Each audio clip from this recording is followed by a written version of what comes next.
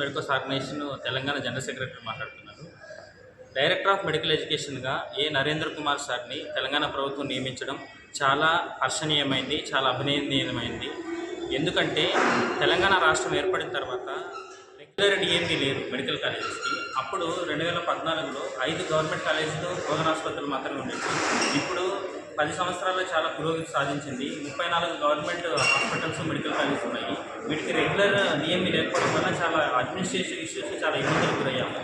కానీ సార్ లాంటి వ్యక్తి, నరేంద్ర కుమార్ సారు దేశంలోనే పేరుగాంచిన వైద్యుడు, మృదు స్వభావి, సౌమ్యుడు, అంతకంటే మించి ఆదర్శ భావాలు కలిగిన వ్యక్తి, మంచి నిష్ణాతుడు, చాలామంది విద్యార్థుల్ని, కొన్ని వేల మంది విద్యార్థులను ట్రైన్ చేసిన వ్యక్తిని డిఎంఈగా నియమించడం పట్ల మేము తెలంగాణ ప్రభుత్వానికి, రేవంత్ రెడ్డి గారికి, హెల్త్ మినిస్టర్ దామోదర్ రాజనరసింహ గారికి కృతజ్ఞతలు తెలియజేస్తున్నాము. విద్యార్థులందరూ కూడా ఈ విషయం పట్ల హర్షం వ్యక్తం చేస్తున్నారు.